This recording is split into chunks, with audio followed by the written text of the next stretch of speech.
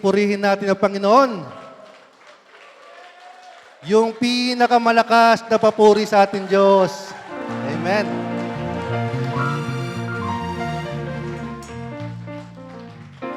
Okay. Ang ating pong pagbasa ay hahanguin natin sa aklat ni James, chapter 5, verse 7 to 10. Handa na po ang lahat.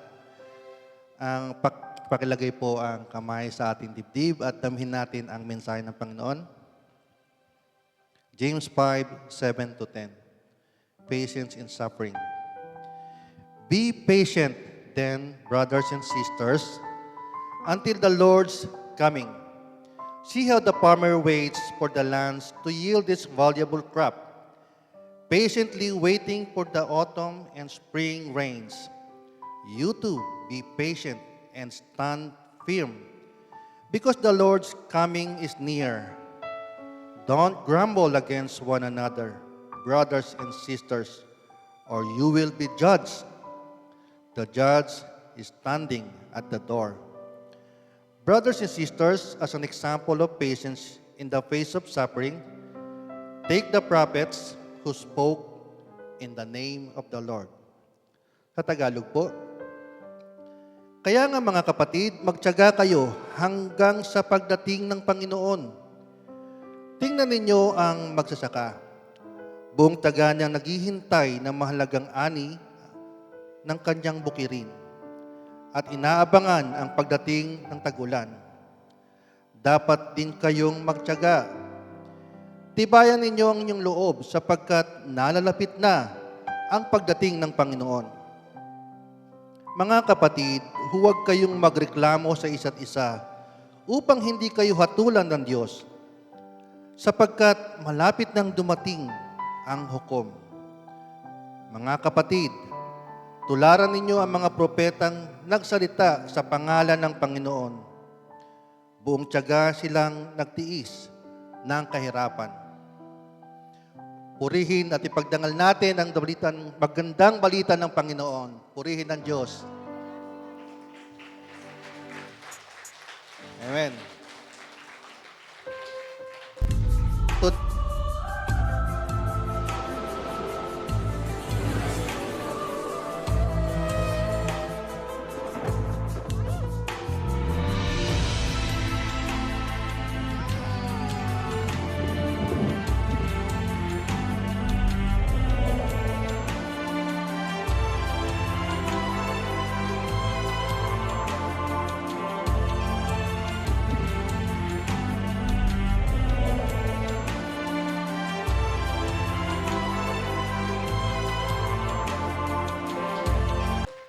Today is the Sunday of joy, and we have joy to the world. Joy.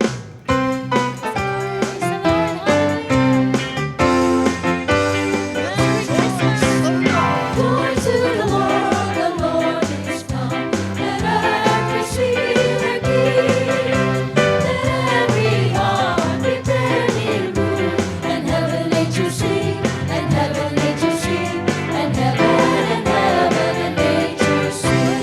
Joy to the world, the Savior reigns. Let men their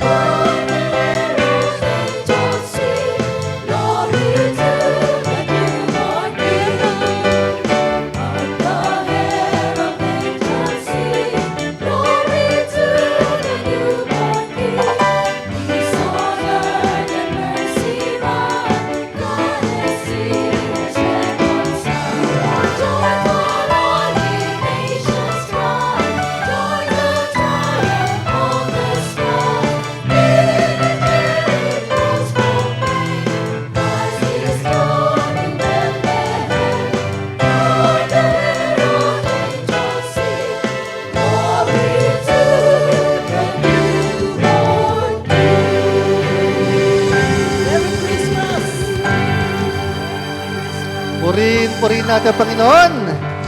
Amen. Amen. Kumusta po kayo? Happy And prosperous talaga.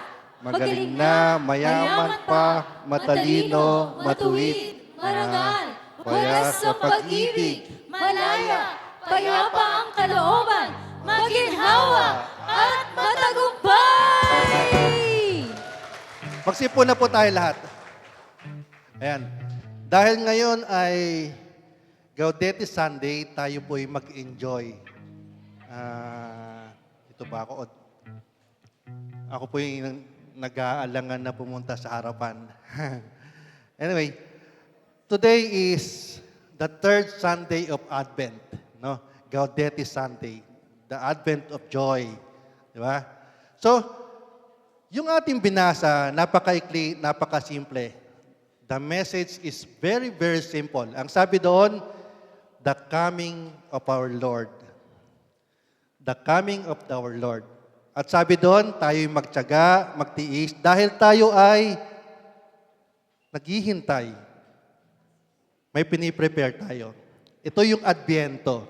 No, sabi ni Saint Bernard, may tatlong uri ng Adbyento. The first Advent is the coming of Jesus, yung kanyang kapanganakan mismo, yung kanyang ang tawag yun, incarnation. Diba? Kung mapapansin nyo sa Belen, yung the perfect pictures of first Advent, andun yung mga may hirap, ang tawag doon? Yung mga mangangaso ba tawag doon? Mga pastol, mga pastol. And then, napakasaya, di ba? Masaya sila dahil dumating ang hinihintay na Mesiyas. Now, there's a second Advent. Ito yung second coming. No? Sabi nga ng kinakantahan, when we profess our faith, ang sabi doon, di ba? Christ has died, Christ has risen, Christ will come again. So, darating ang Panginoon, that is the second coming. Pero yun ang sabi sa kanta, sa wakas ng panahon. So, maaaring hindi natin maabutan yon. Ang nakakaalam lang ay ang Diyos Ama. Amen? Ang third Advent is the Advent in the middle. Sa gitna, no? Sa gitna ng una at ng huli. Yun yung ngayon, no? Yung Advent ngayon, we Christian, we associate it with Christmas. Di ba? Kaya nga, pag sinabing Advent, madalas binabasa ito during yung December. Tama? Binabasa ito tuwing December.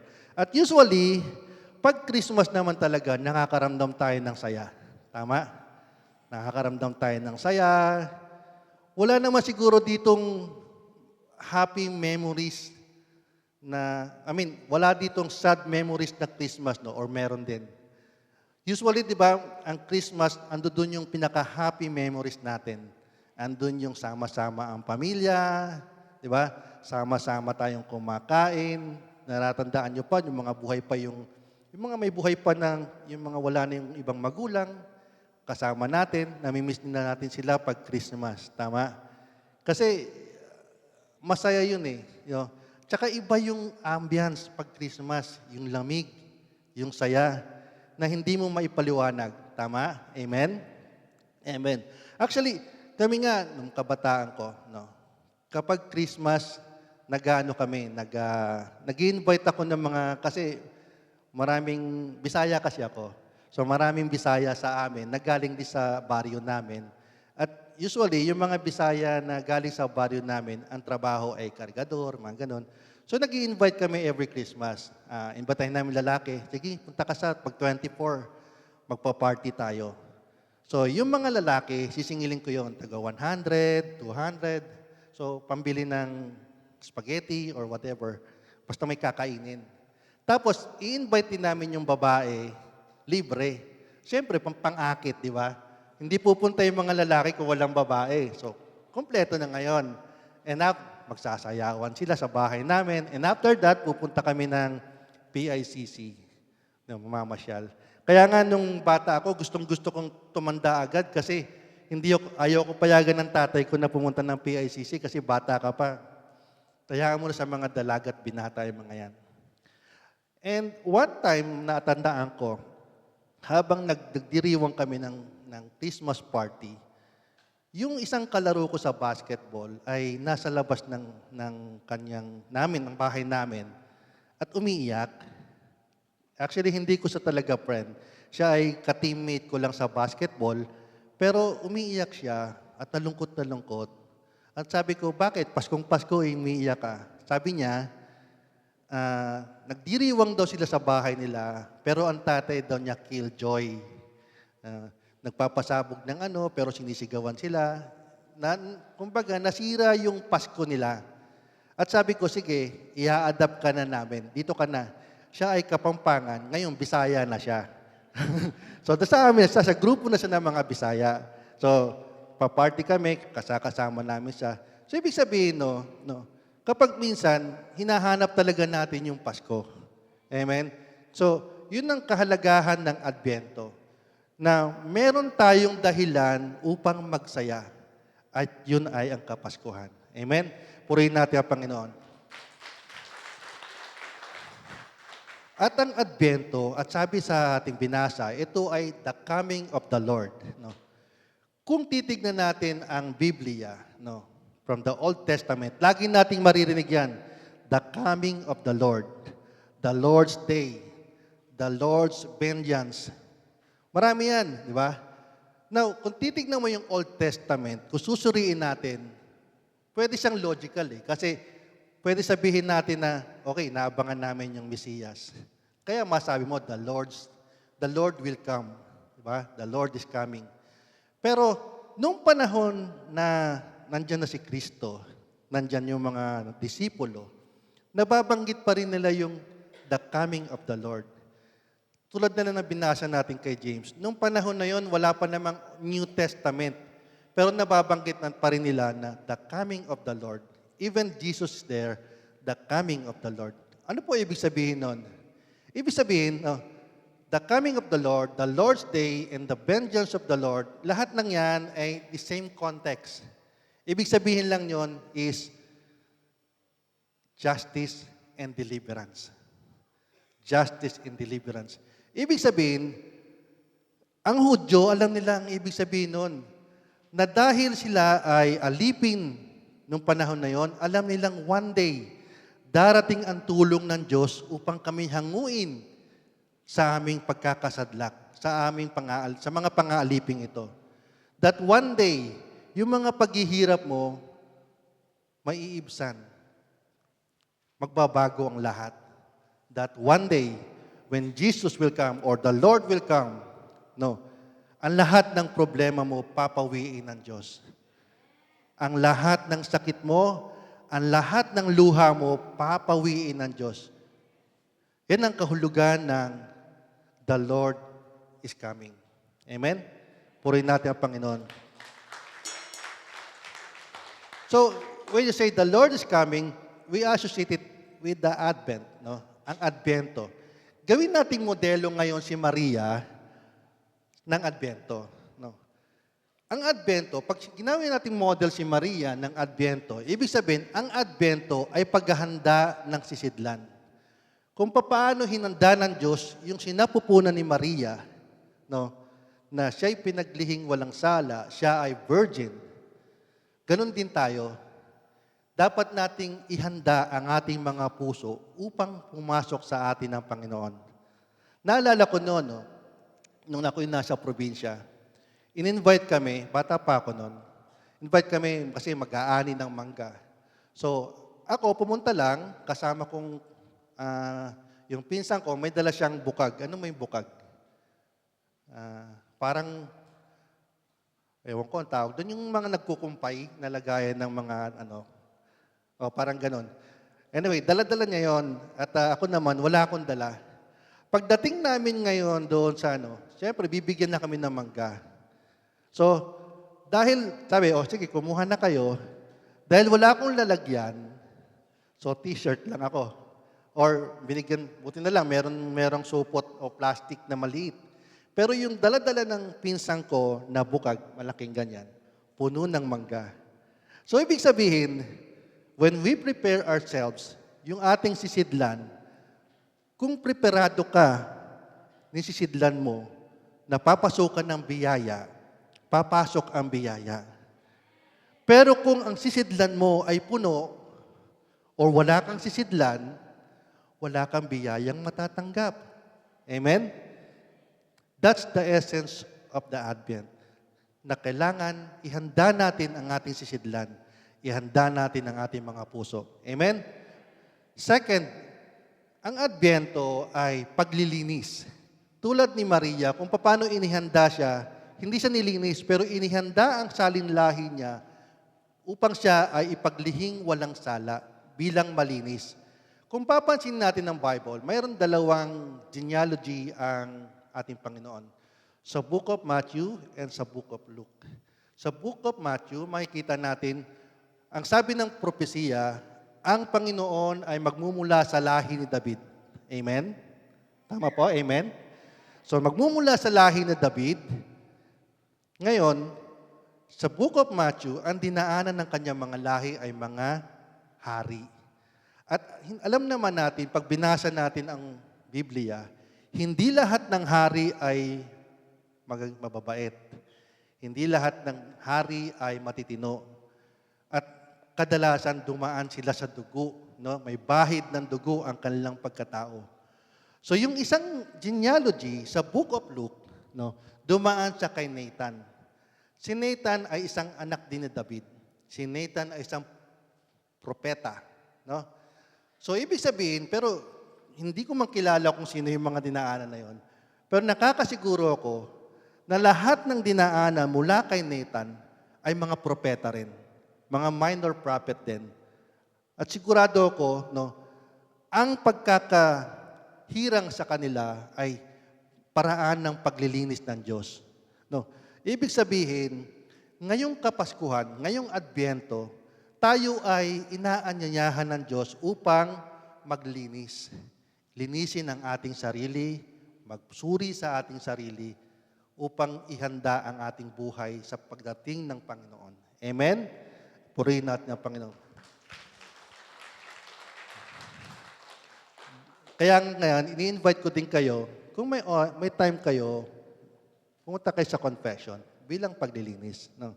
Pangatlo, ang Adbyento ay pag-abot sa pangangailangan ng iba. Kung natatandaan nyo, nung tinanggap ni Maria yung balita mula sa Anghel Gabriel, ang sabi doon, di ba, nung tinanggap niya, agad-agad pumunta siya kay Elizabeth. Upang ano? Upang magsilbi.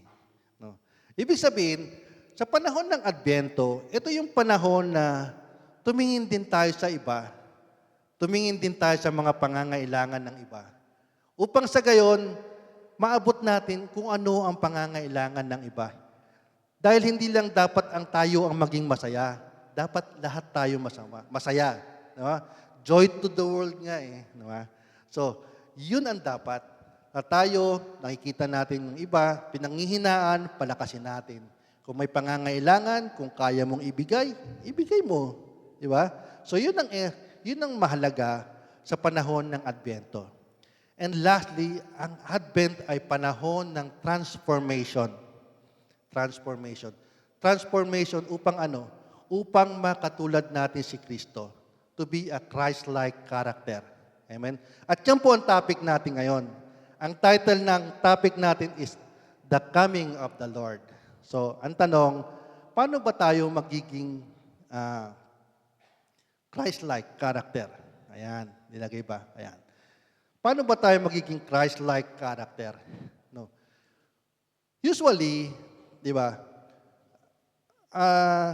tayo ay may minanang kasalanan. Tayo ay nasa ilalim ng sin. Pag inalis mo yung sin, tayo ay magiging in. Makakapasok lang tayo sa Christ-like character kung aalisin mo yung S. In. No.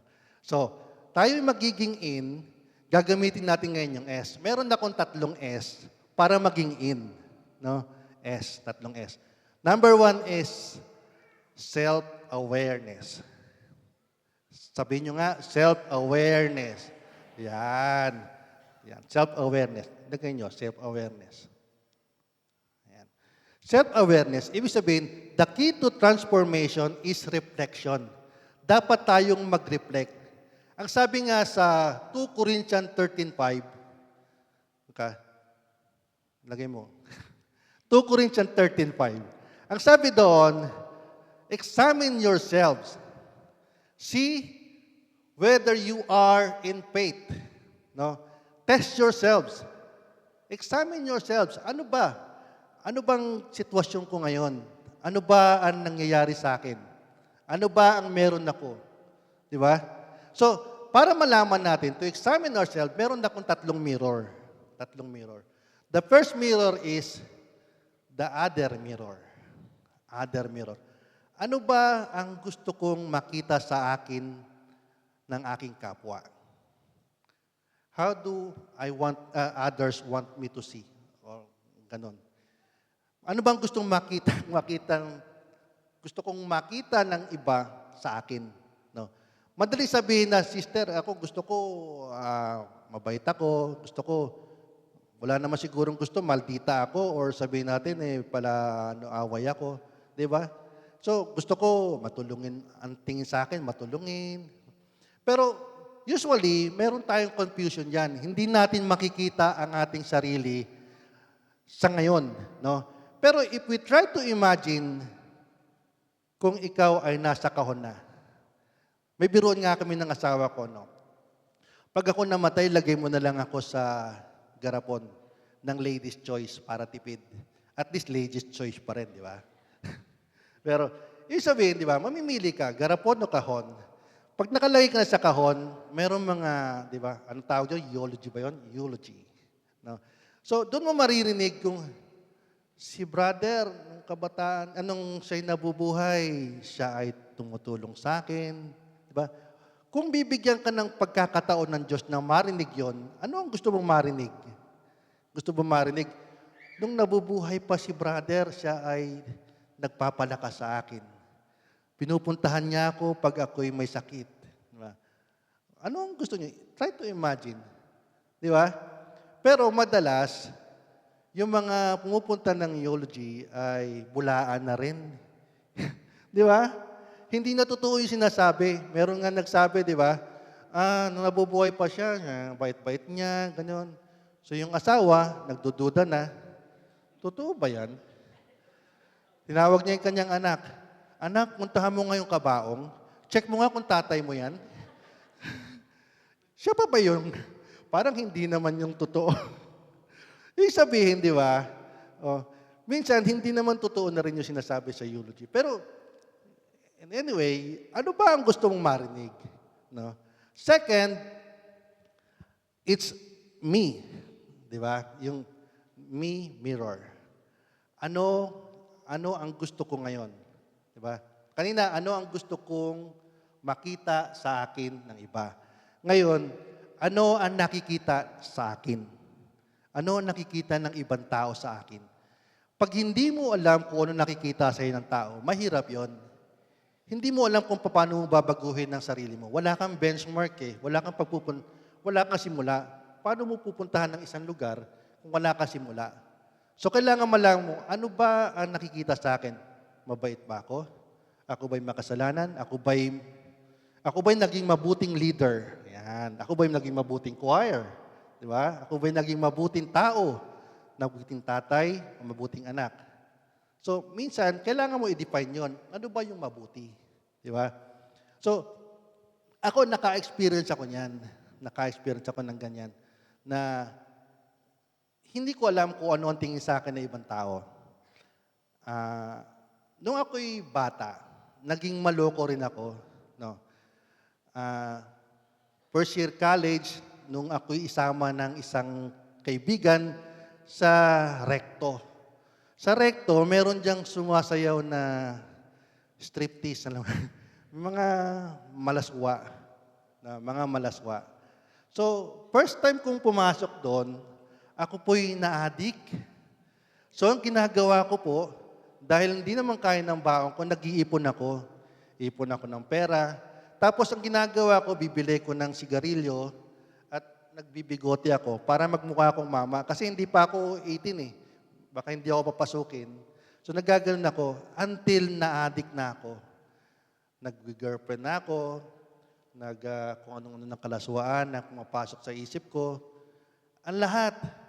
And then, nakikita na pala sa amin ng aking mga magulang, ng aking mga kapitbahay, na ako daw ay bulakbol, ako daw ay walang inaatupag kundi pambababae. Yan ang term. And one time, ako po ay nag-uwi ng 3 babae at natulog sa aming sa aking kwarto. No? Natulog sa aking kwarto, natulog lang naman. At paggising ko, nasa labas ang aking nanay at umiiyak at nanginginig. Bakit mo pinatulog yan? Ayan. So, I was touched sa nangyaring yon. And then, hanggat sa hindi na nakatiis ang aking mga tiyahin, kinumpronta ng aking nanay. Ang sabi, bakit pinababayaan mo yung anak mong ganyan? Ang tanga-tanga mong nanay. Hindi mo pinibigyan mo ng baon, sinasayang lang. Ano mararating ng anak mong yan? Hindi nag-aaral yan, sigurado ako. Di ba? So, ginawa ng nanay ko, tinawag ang tatay ko at kinausap ako. Anak, ito yung balita sa labas. Ito ang sabi ng tiyahe mo. Sabi ko, huwag kang mag-alala, Nay. Sabi ko, pangako ko sa iyo, gagraduate ako. From that moment, I decided to change. Sabi ko, babaguhin ko ang aking sarili. Kasi nga, hindi ko alam kung ano yung ginagawa ko, mali. So, araw-araw, pagpupunta ako ng school, dadaan ako sa simbahan. At pagkatapos sa gabi, pag uwi ko, dumadaan ako ng simbahan. Pero kahit araw-araw ko siyang ginagawa, hindi ko maiwasan na pag pumunta ako ng recto, hindi ako manonood ng bold. Hindi ko maiwasan na maaga pa lang ang pupuntahan ko ay aking girlfriend. Alam niyo yun, ang hirap makawala sa ganong sitwasyon. It took me very, very long time para makarecover. Araw-araw, halos weekly ako nagkukumpisal. Kinukumpisal ko kay Lord na sana, Lord, magbago ako. Pero hindi pala ganun yun. Kung talagang willing ka magbago, magbabago ka eh.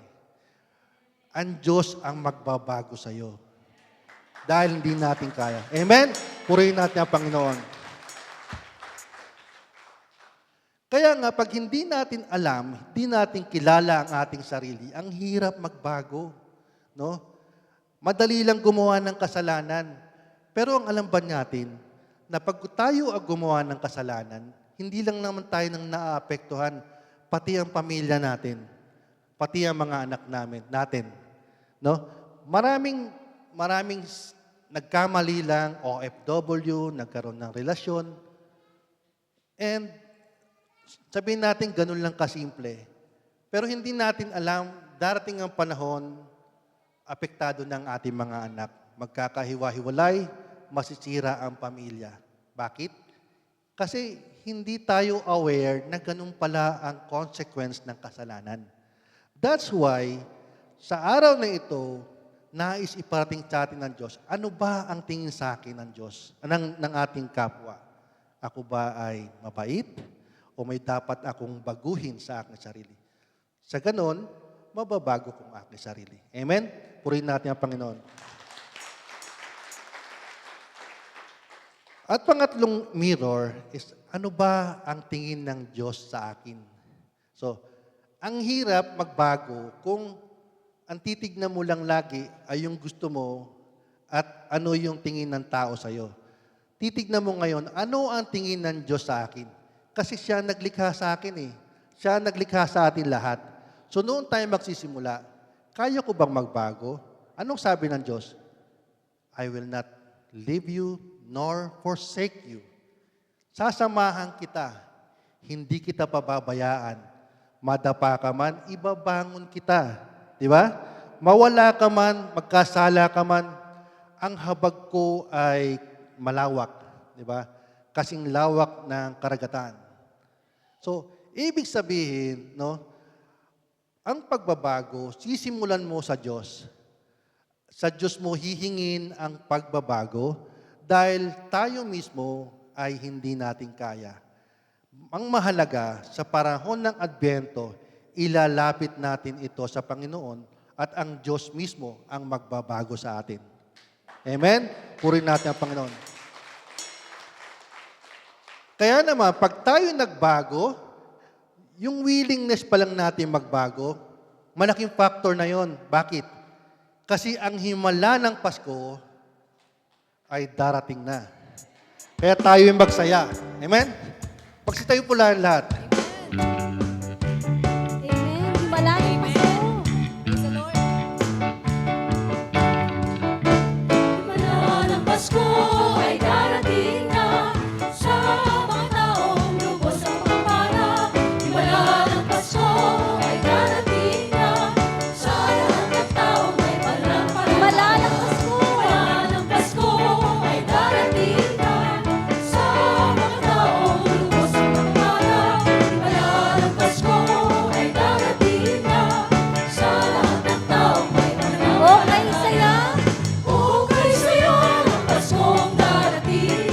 Mga akala sa langit ay nagtitingting. Si Kristo'y sumigaw sa sanlibutan.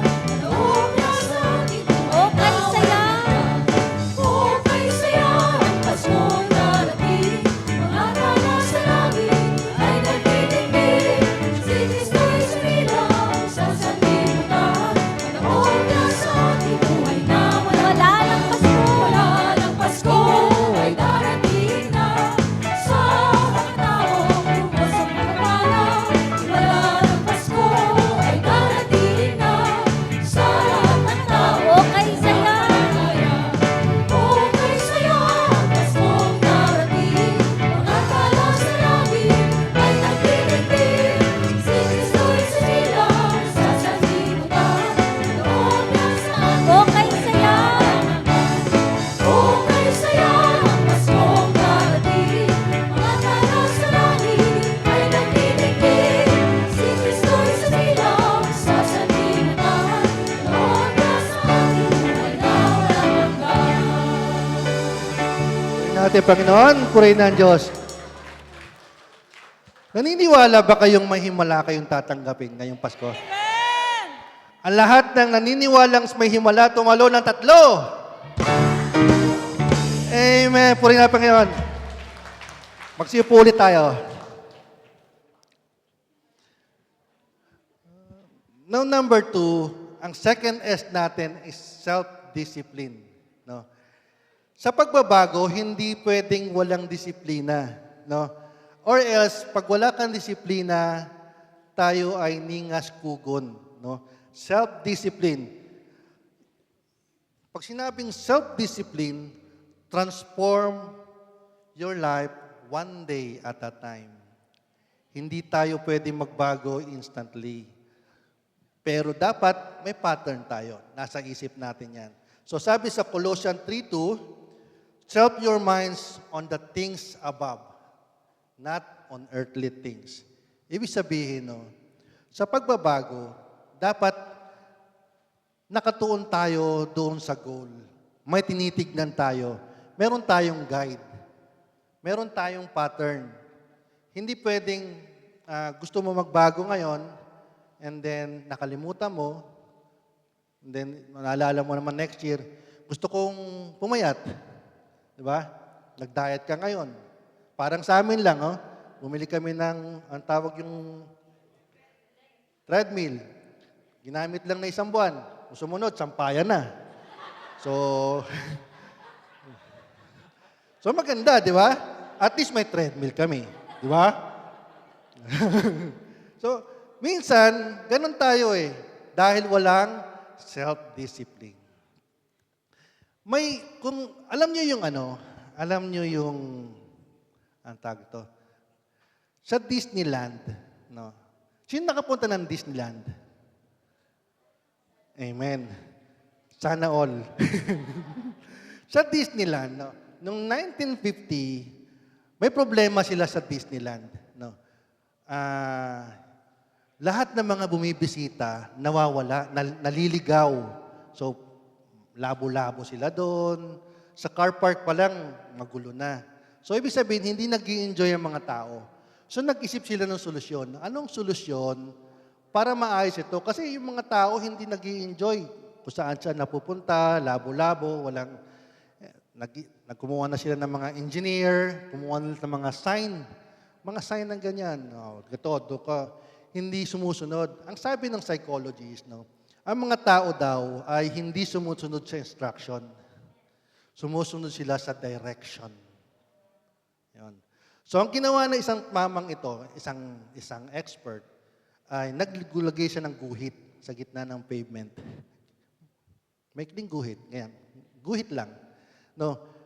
Without instruction, without words, ang mga tao ay sumusunod doon. Unconsciously, napupuntahan nila yung mga lugar na gusto nilang puntahan. No? Dahil sinusubaybayan lang nila, dumadaan lang sila doon sa daan po. Yan. Dumadaan lang sila sa ganun, nag-i-enjoy na sila. Ibig sabihin, kung sa ating paglalakbay, meron tayong guide. No, meron tayong guide. Diba? Makakarating tayo sa patutunguhan natin yun. Amen? Same concept ng IKEA. Sino nakarating na IKEA?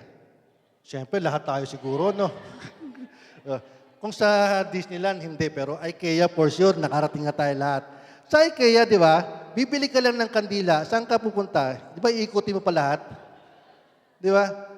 Ibig sabihin, wala man nagsabi sa iyo na ikutin mo lahat yon, pero dahil may guide, no choice ka. The less option, the better. Kasi ang tao, pag binigyan mo ng maraming option, di ba? Pag alimbawa, gusto ko magbago, gusto ko mag-diet, pero ang dami namang sarap na pagkain, invite pa ang choir. Paano na tayo papayat, di ba? Di ba? Ibig sabihin, mahalaga na meron tayong guide. Meron tayong self-discipline. Amen? Kaya dapat meron tayo, we have to create pattern in our mind. We have, ang tawag doon, babaguhin natin, set our minds on the things above, sabi nga, di ba? Amen? Purihin natin ang Panginoon. And finally, number 3 is surrender. Surrender is the secret of healing in inner transformation. Surrender. Sabi nga sa 2 Chronicle, if my people who are called by my name will humble themselves and pray, I will heal them, I will hear them, and heal their land. Amen? Yung surrender ay napakagandang pakinggan. Pero ang hirap gawin, no? Kasi ano ba ang meaning ng surrender? No.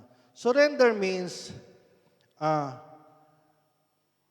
I have to unlearn what I have learned already. Kailangan ka mag-unlearn. Parang ganito lang yan eh. Madalas, naririnig nyo sa amin, pare-parehong talk, or maririnig mo sa pari, di ba? Pag sinabing, ang binabasa ay, halimbawa, the prodigal son, ay alam ko na yan, di ba? So, ang tendency, hindi ka na makikinig. Amen? Kasi alam mo na yun eh. Pero ang sabi ng Diyos, ang bawat salita niya ay sariwa bawat araw. Amen? Kaya nga, kahit alam mo na, try to listen because maybe there's something new that God wants you to have. Diba? Napakahalaga na hindi natin itataas ang ating sarili. Dapat magkaroon tayo ng humility. Sino may humility dito? Taas ang kamay.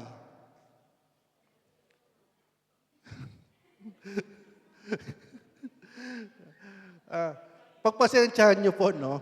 When you say, meron kang humility, that means wala kang humility. Dahil inaangkin mo na may humility ka. Humility is not something na pinagmamalaki natin. Humility is something we do to others. Di ba? Amen. Purihin natin ang Panginoon. Sample nga niyan, di ba, yung When I was, no ako'y bata, naalala ko na naman, nag-aral din po ako ng martial arts na parang totoo, no? So, nung ako'y nag-aral, nung ako high school, ang aking instructor ay halo-halo yung kanyang style. May Chinese style, may Kung Fu, may ganun. And then, nung ako po'y nag-college, nag-try out ako sa isang, yung, para maging varsity.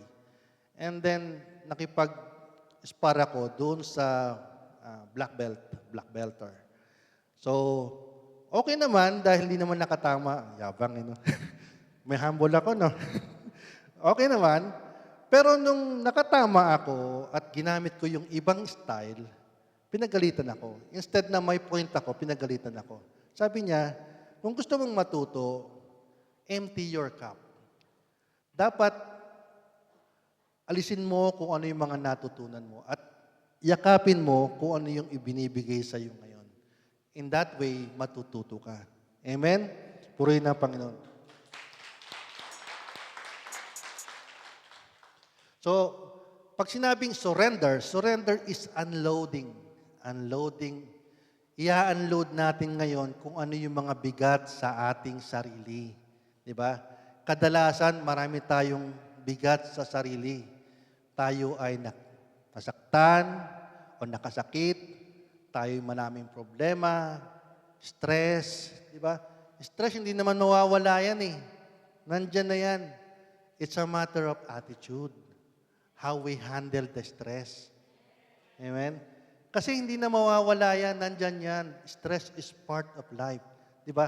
Minsan nga, di ba, naalala ko, parang kagabi lang yata, nag-usap kami ni Brother John. Sabi niya, nakita daw niya yung video na, ewan ko, nagpatutuo yata ako about yung bullying incident sa akin nung ako'y bago pa. No? Totoo yun, no? Nung ako kasi bago pang gawain at katatanggap ko lang dyan sa aking trabaho, ako po'y binubuli. At yung pambubuli sa akin, matindi kasi sinabotahe yung aking makina, maraming sinisiraan ako sa mga opisyales. So talagang ang hirap-hirap na gusto mo talagang, sabi ko nga gusto ko nang pumatay ng tao. Talaga. Pero dahil, alam niyo yun, pag sinuko mo sa Panginoon, yung bigat ng yun, malalakpasan mo yun eh. Di ba? Malalampasan mo yun. Siguro napakahirap, pero darating ang Panginoon, the coming of the Lord is there. No? Ang kamay ng Panginoon ay handang tumulong sa ating lahat. Purihin natin ang Panginoon. Kaya nga, pag sinabing unloading, yan, katulad na sinabi ko kanina, I invite you to have confession. At siyempre, inaanyahan ko rin kayo na sino man yung mga nakasakit sa inyo, nagkasala sa inyo, or sabihin natin nagtampo kayo sa Pilipinas, anak ninyo o kamag-anak ninyo, right there, sa mga oras nito, declare it na pinapatawad na kita. Or ano man siya, nagtampo man siya, or ikaw man ang nakagawa na hindi mo sinasadya. Kasi pag hindi mo naman sinasadya, di ba, ang tawag dyan is good faith. Di ba? Nakasakit ka, pero hindi mo naman sinasadya. Di, sorry. Di ba? Pasensya dahil hindi ko sinasadya. Siguro, taklesa lang ako. Pero the fact is, nakasakit ka pa din. So, di ba? So, we have to unload ourselves. Pangatlo is, surrender is trust the Lord. Even the resources is not enough. Alam nyo, minsan kasi, madalas, no? Mahirap magtiwala, ipagkatiwala sa Diyos kapag walang-wala ka na. Alam nyo yun? O, bigyan natin sample, no? Alam nyo yung kwento ng balo at ni Elijah, no? Noong panahon na yon sa Repta, 3 taon na hindi umulan. Tama? Amen? 3 taon. Yung 6 months lang na hindi umulan, para sa mga magsasaka, mahirap yun. Kasi mamamatay yung mga pananim, di ba? Yung 2 taon, mahirap yun. Kasi magiging tigang na yung lupa. Yung 3 taon pa kaya, saan mo kukunin yung tubig? So napakahirap ng nangyari yon. Pero hinayaan ng Diyos na mangyari yon. Pero dumating, yun nga, dumating ang Diyos. Dumating si Elias, no, sa katauhan ng Diyos, no. Ang sabi doon, di ba? Ano lang natitira? Kakaunting oil, no? Kakunti na lang yung oil at saka yung kanyang, ano ba tawag doon? Harina. Ayun, sorry. Kakunti na lang yung harina. So ang sabi ng Diyos, pakainin mo muna ako. Pero talaga, yung balo, kakaunti na lang eh. Sabi niya, last meal na namin ito, mamamatay na kami. Di ba? Hintayin na lang namin na kami mamatay. Pero sabi sa The King 17:14, "For this is what the Lord says, the jar of flour will not be used up, and the jug of oil will run dry until the day the Lord sends the rain." Ano sabi ng Panginoon? Hindi niya pinangako na pag binigay mo sa akin yan, yayaman ka. O hindi niya sinabi na pag binigay mo sa akin yan, mag-overflow ka. Walang ganon. Ang sabi niya, pag binigay mo sa akin yan, hindi ka mauubusan. So ngayon, gawin natin pattern yung pangyayaring yan. No? Ano ang pattern ng Diyos sa ganyang logic? No? Ibig sabihin, no, ang pattern ng kingdom is this. When God begins where you run out, kapag nauubusan ka na, doon pumapasok ang Panginoon. Kapag nagbibigay ka, huwag kang mag-alala, may darating sa'yo. Amen? Yan ang pattern ng utak. Yan ang pattern dapat natin. Yan ang pinaniniwalaan natin. Na magbigay ka man, alam mong bibigyan ka ng Diyos. Kahit hindi ka umaasa, ibibigay sa'yo ng Diyos yan. Amen? Purihin ang Panginoon. Number 2, ang pattern is God step in where you break down. Parang ano lang yan eh. Alam mo yung nasa bangka sila, di ba? Ang mga disipulo, sila'y pagod na, di ba? Ang bagyo, nandyan, talagang nagwo-worry na sila. Gusto na nilang mag-breakdown. But then, ang sabi doon, when Jesus stepped into their boat, the wind dies down. Ibig sabihin, no, sa bawat problema natin, sa bawat tinadaanan natin, di ba, minsan gusto mo nang sumuko, pero yung tendency pa lang na tayo susuko na, dumarating ang Panginoon upang damayan ka. Sa gayon, magiging magaan ang ating pamumuhay, ang ating kalooban. Dahil ang Diyos ay nakasalalay sa atin. Amen? Purihin natin ang Panginoon. And number 3 pattern is this. No? God multiplies what you surrender. Minsan, di ba, ang hirap-hirap isurrender ang isang bagay sa Panginoon. Di ba? Tulad ng bread, di ba? Sinurrender ang ilang bread? 3? 5 bread and 3 fish. Sinurrender sa Panginoon, dumami. No. Minsan, ang pera natin sakto-sakto. Pero may kakilala tayo, walang pamasahe. Anong gagawin mo? Ang pera mo, 10 real na lang.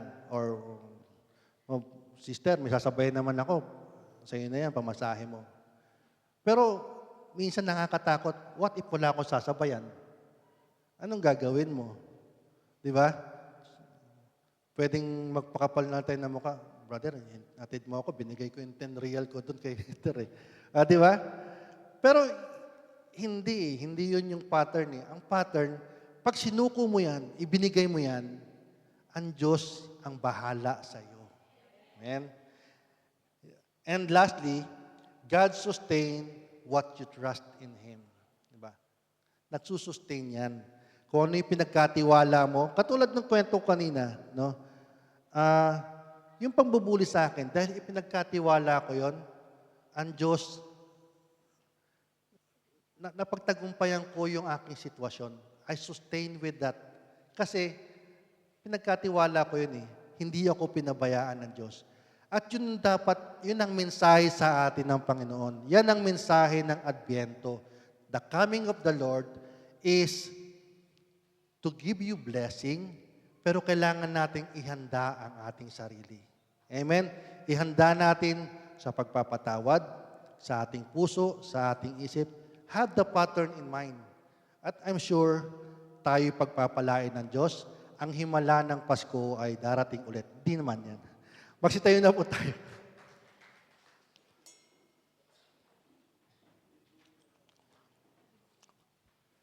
Sabi nga, no, tayo naglilingkod.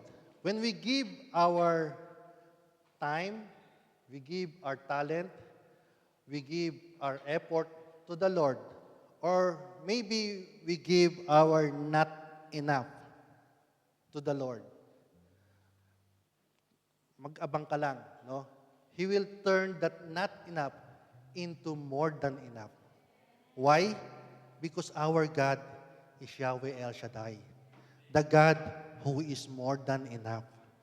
At mararanasan mo yung more than enough na yan dahil nagtiwala ka sa Panginoon. Amen? Kaya, sa araw nito, no, aside from, sinabi ko kanina na I invite you to have compassion before Christmas, I invite you to think of something, no, to unload our burden. Kailangan nating mag-unload. Kailangan natin, may mga tao tayo nasaktan.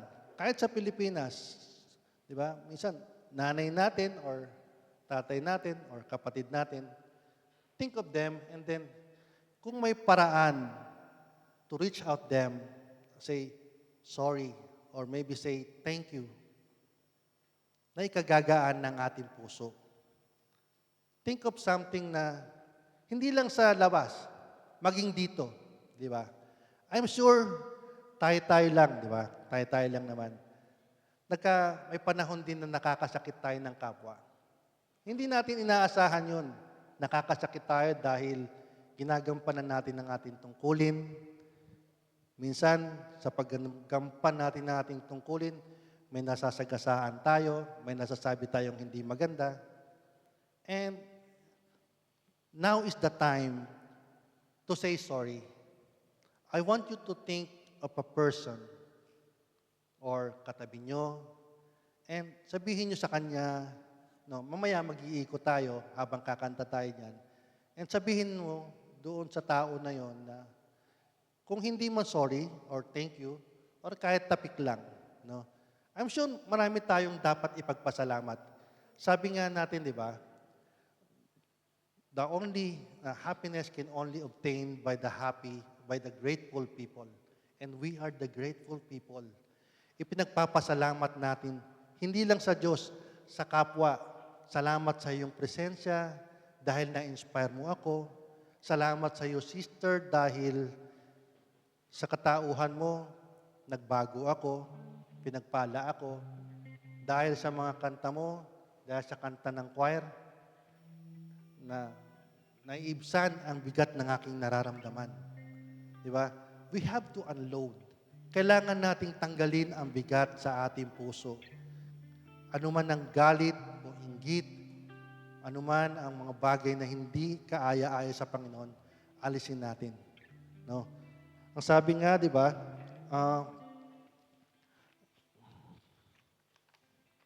ano ba yung kanta natin? Patunayan. Patunayan mo. Ayun. Habang tumutugtog po yan, isipin niyo po yung taong nasaktan nyo o nakasakit sa inyo. Or, kung pwede po kayong umikot, pwede niyo pong sabihin sa kapwa ninyo, no? Sa kapatid natin, sorry kung may dapat ipag-sorry. O kahit tapik lang. No?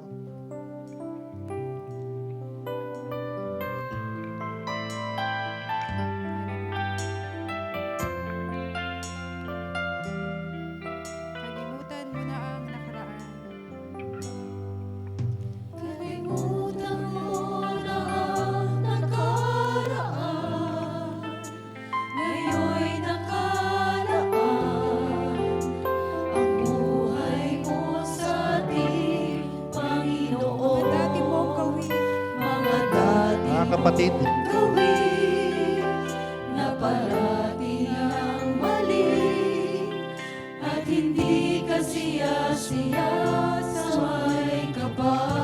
Especially po sa mga panggagawa, no?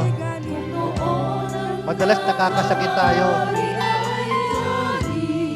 May mga pagkakataon na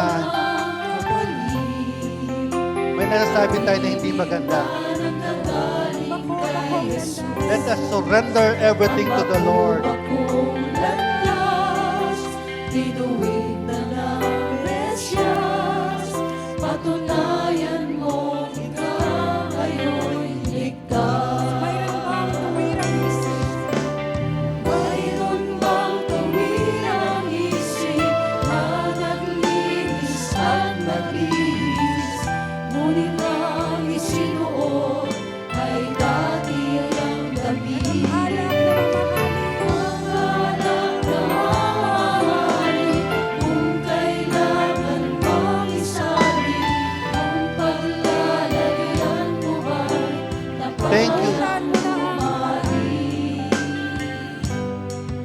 Kalimutan mo na ang nakaraan, ngayon'y nakalaan ang buhay mo sa ating Panginoon.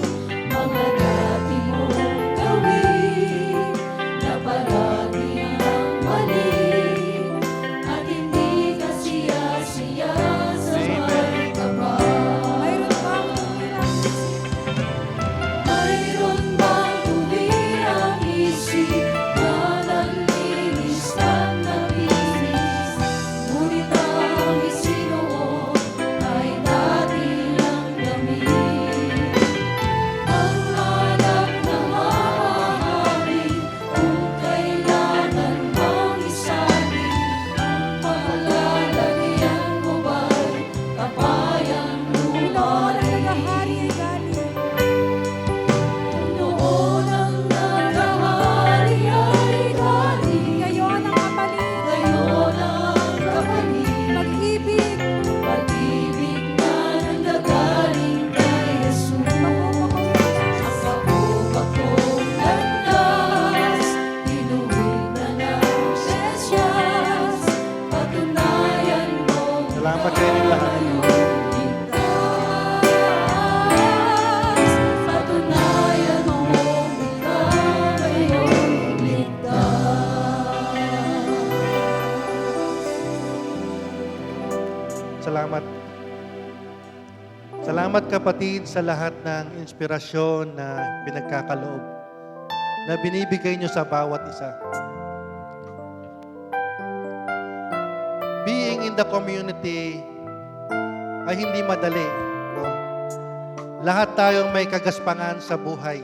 Kagaspangan ng ugali, mga hindi magagandang bagay. No? Pero hindi dahilan yon upang hindi tayo magmahalan. Hindi dahilan na manatili tayong galit. Otherwise, walang pupuntahan ang pinaghihirapan natin. We are here because God wants us to receive His blessing, His grace, and everything. At madalas hinahadlangan ang mga bagay na yan ng ating mga pagkakamali, pagkakasala. Mga taong hindi natin nahihingian ng tawad.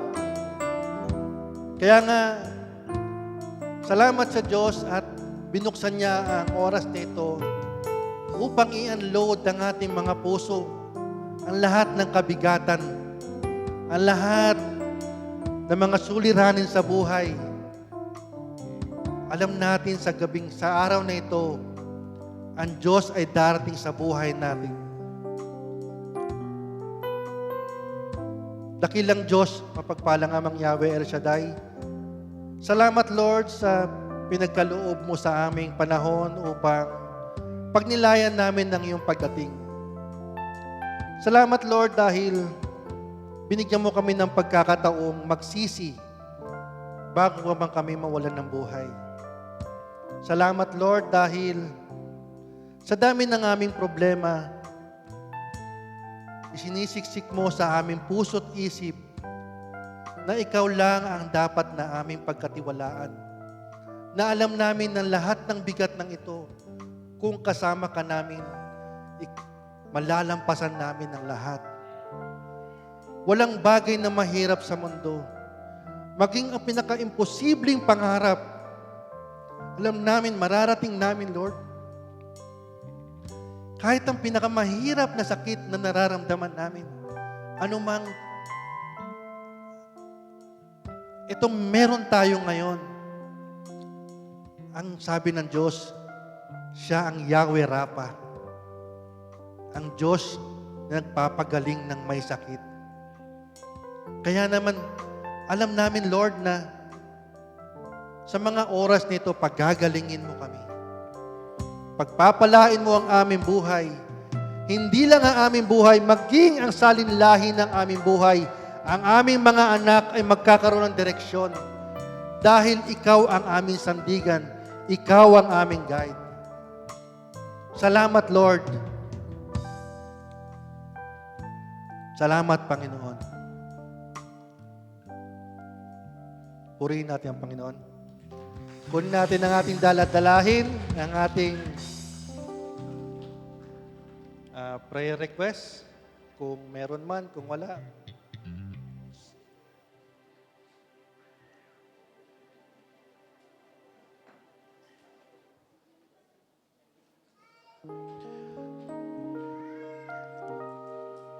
Ang sabi ng Diyos, no, kapag meron kang vision, and usually the vision comes from God, ang sabi doon, isulat mo. Isulat mo ang vision na yan. Bakit? Kasi ang vision, posibleng makalimutan mo yan. Pero kapag sinulat mo yan, the consistency is there. Ito ang hinihingi ko, hindi magbabago ang isip ko, ito pa rin ang hinihingi ko. At hanggat hindi mo ako pagpapalain, ito pa rin ang hinihingi ko. Tulad ni Jacob, di ba? Hindi kita bibitawan hanggat hindi mo ako pagpapalain. At yan din sasabihin natin sa Panginoon, Lord, hanggat hindi mo tinutugon ang aking panalangin, patuloy akong aasa sa iyo. Dahil alam ko, mahal mo ako. Salamat, Panginoon, sa lahat ng biyaya at pagpapala mo. Salamat, O Lord, sa mga prayer request na nilaan mo para sa amin. Alam namin, Lord, na naglaan ka ng space para sa mga katugunan sa lahat ng prayer request na ito. Kaya naman, Lord, aming samot dalangin ng bawat nakasulat sa prayer request, bago sumapit ang Pasko, tatanggapin namin ang lahat ng nakasulat dito. Anuman ang tinataas ng aming puso, anuman ang mga tinataas namin, wallet, bag, o anumang problema ang tinataas o sakit man, ang Diyos ay darating sa aming buhay. Salamat, Panginoon. Salamat, Panginoon. Salamat, Diyos. Salamat, salamat.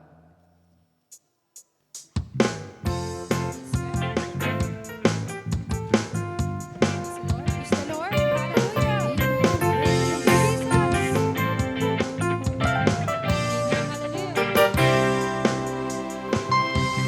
Hallelujah. Aking mamasdan ang kalawakan, hindi ko maunawaan ang iyong dahilan kung bakit ako'y pinili mo tinalagaan. Di ko kayang isipin, hindi ko kayang sukatin ang pag-ibig mo, Jesus, na iyong binigay sa akin. Salamat, salamat, O Jesus, sa pag-ibig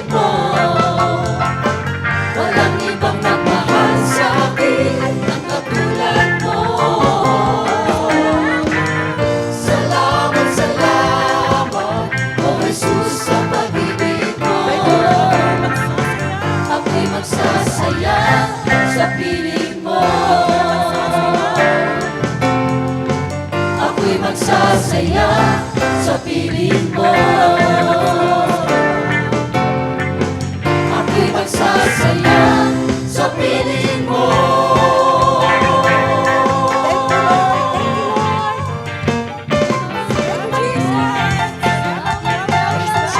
Hallelujah!